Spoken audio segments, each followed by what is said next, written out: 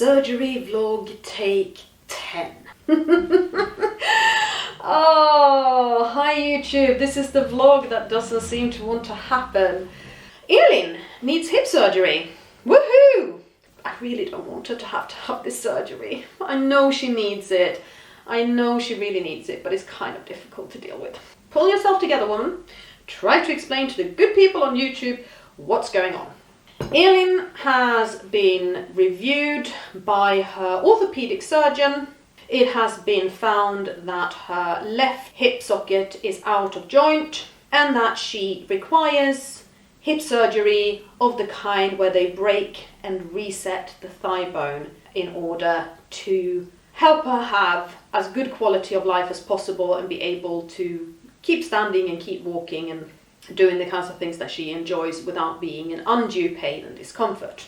I'm going to vlog the whole thing, obviously. This is part 1, which is reviewed by the orthopedic surgeon, and yes, she needs surgery. There's going to be a pre-op assessment, there's going to be the actual operation.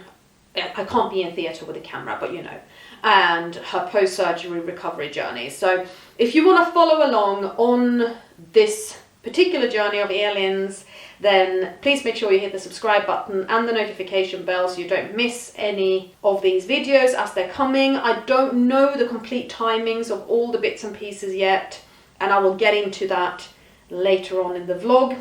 But I just want to explain, in this video, I want to explain what has happened to her hips, why I requested a review by the orthopedic surgeon, what at this stage I know is going to happen.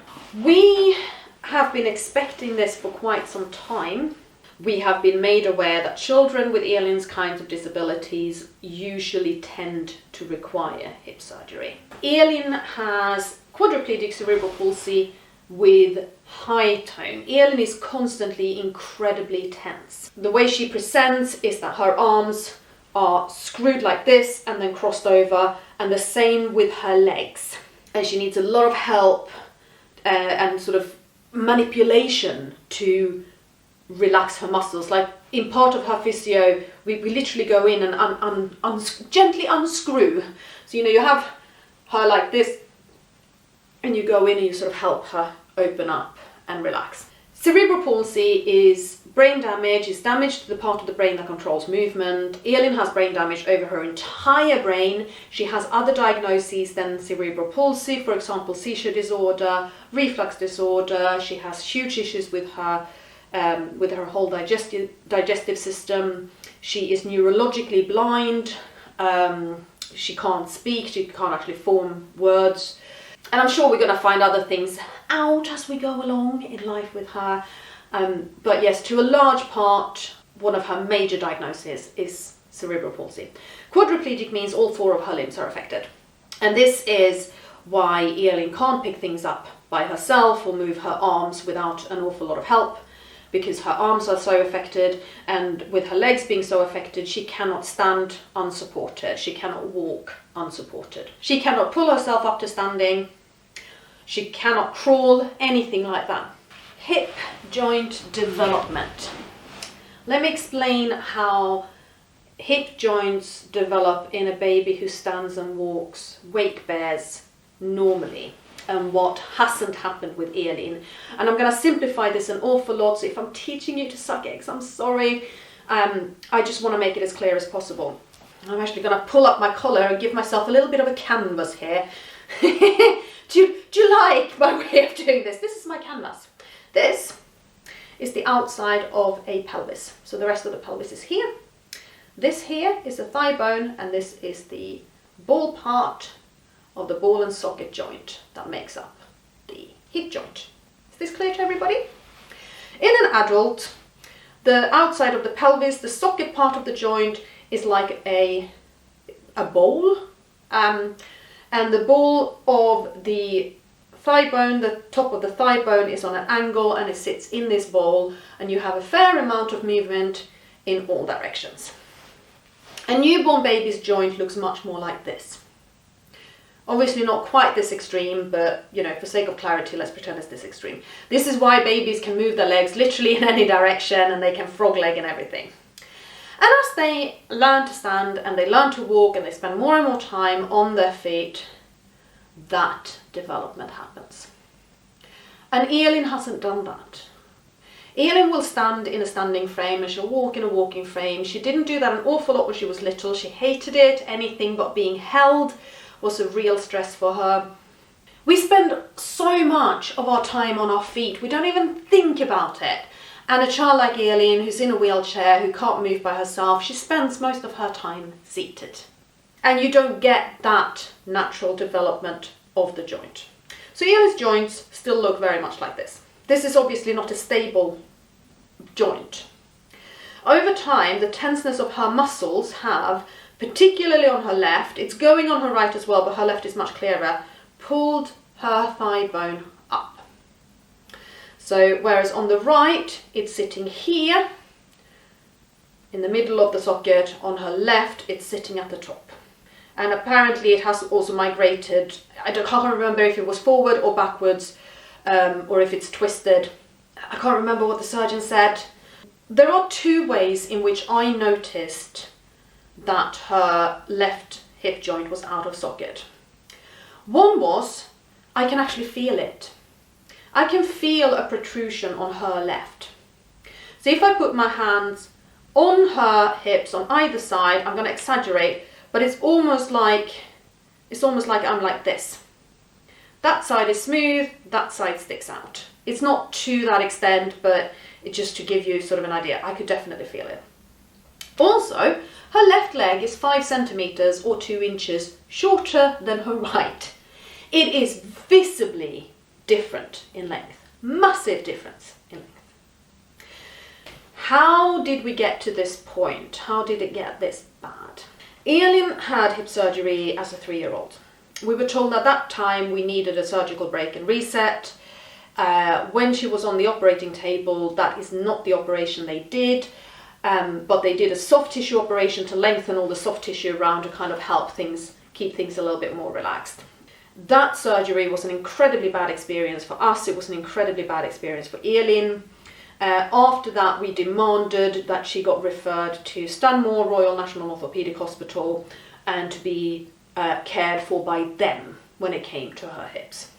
As I said, hip dysplasia was kind of inevitable, but we felt that the way it was dealt with previously we weren't happy with, and so we wanted her in Stanmore.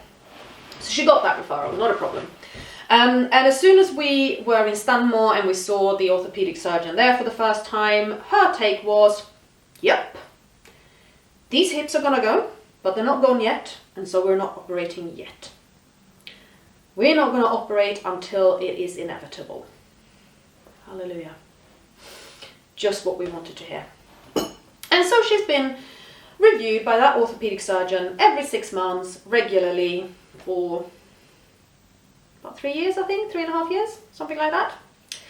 And she had a review in February 2020, and at that point the message was still the same. Yeah, at some point we're going to have to do something about this, but right now her hip joints are stable enough that we're not going to go in and do any surgery yet. And then, of course, COVID happened and a lot of hospital appointments were either moved online or simply weren't done at all. So she hadn't seen her orthopaedic surgeon for the rest of 2020.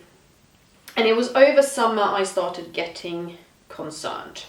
There was one point over the summer, we were out in a park and my friend held Elin on her hips. Elin had her legs on either side of her hip, and she suddenly spasmed, tensed up, and we heard boom, boom, boom in her hip joint, and I was like, oh my God, what just happened? Like, I was standing probably that far apart and I heard the noises from her hip, and there was no doubt in my mind that it came from her hip. So that was quite disturbing, distressing. I took her into A&E and we had her x-rayed. Elin has the highest bloody pain threshold that I have come across. Like, nothing phases that girl. She'll laugh it off and she'll keep going. So she wasn't obviously in pain, she wasn't obviously distressed, but I wanted to have it looked at anyway. And when she was on the x-ray table and she was lying on her left, that triggered an enormous seizure in her. So I think you know, she might not have said I'm in pain, but her nervous system definitely knew she was in pain. But that x-ray, they still didn't see anything untoward. Definitely wasn't kind of acutely dislocated. We were fine to go home and keep an eye on things. But after that, I obviously started keeping really an eye on things. And that's when I started noticing this difference on her left side versus her right side, and also noticing the difference in length of her legs. So when I spoke to her, when Dad spoke to her pediatric consultant back in November last year, he requested an urgent review. The school nurse looked at her legs and went, yeah, somebody needs to look at this. And her physiotherapist looked at her hips and went, yeah, somebody needs to look at this. And in February, so almost a month ago, but not quite, we were in Stanmore's London clinic, and she was reviewed by the orthopaedic surgeon, and it was obvious to the surgeon as well. And her left hip is dislocated. It's out of socket, and that means that we can no longer wait. We need to do this surgery. It's called an osteotomy. It's a surgical break where they cut the bone and then reset it at a different angle, and they fix it in place with the help of screws and plates. They are going to do that on Elin's left thigh bone. They're also going to do it to a portion of the left pelvis. Because the socket is so shallow, they're going to break part of it and reset it to get it more into a bowl shape. If Elin is coping with this during surgery, you know, blood loss is all right and blood pressure is all right, and she's not starting to have seizures or weird neurological things happening, they will also break and reset her right thigh bone, all in one surgery. Recovery is usually a week and a half, but because this is Elin, they're actually going to count on probably 2 to 2.5 weeks. Elin struggles with operations. So we are going to have a really, really careful general anaesthetic review and general anaesthetic plan made, and we're going to have a really careful post-surgery recovery plan made. Part of the reason why the last surgery was so bad was because she went into pain trauma afterwards. So I'm going to want some really seriously decent pain management in place, because we're going to need to keep her pain levels under control, because otherwise she starts fitting. Pain triggers seizures in her, and that's not good. Yeah, the appointment with the orthopaedic surgeon kind of ended with that. I completely forgot to ask her about Elin's physio program, but then again in the appointment I mentioned that Elin stands up and she uses a walker, and there was no mention of any changes to that. I did, however, make sure that I got a review with a physiotherapist a couple of weeks afterwards, and she's not going to change Elin's physio program right now.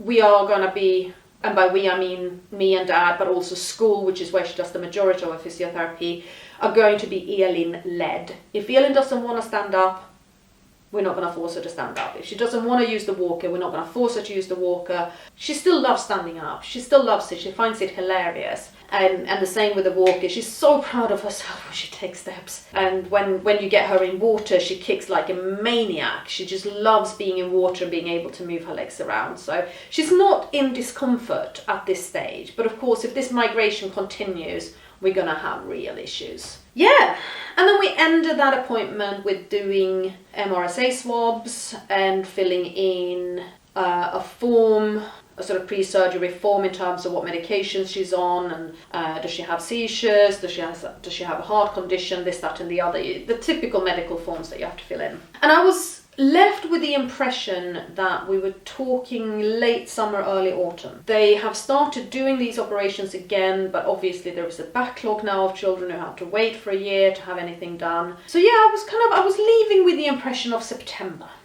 So yes, I am going to vlog. I'm going to vlog the pre-op assessment and what comes out of that one, and if I get any further information or new knowledge. Come actual operation day and then post-surgery recovery, we will share. I will share with you as well. If somebody could come and give me a hug, that'd be good. I don't want to do this. I don't want to put her through it. One of the really positives though, particularly of using Stanmore, is that they are fairly positive they can avoid a spica cast. And that's going to be good, because the last time she was in a spica, and she was 3.5 years old, so she was tiny. She was such a tiny little child, but a spica cast is a big V-shaped cast with a pole in between, keeping the legs, keeping the knees apart. And I mean, Elin now, she's tall. And she's all legs. So honestly, if we put her in a spiker, we're not going to be able to get her through a single door frame. We're not going to be able to get her into a wheelchair, like nothing. They hope they're going to be able to avoid a spiker. They think that the plate and the screws they're putting in are going to be enough to hold her in place. Fingers crossed they are right and we don't need a spiker. I don't need a spiker. I don't need a spiker. Upcoming hip surgery, part 1. I hope you enjoyed this vlog. See you again soon. Bye.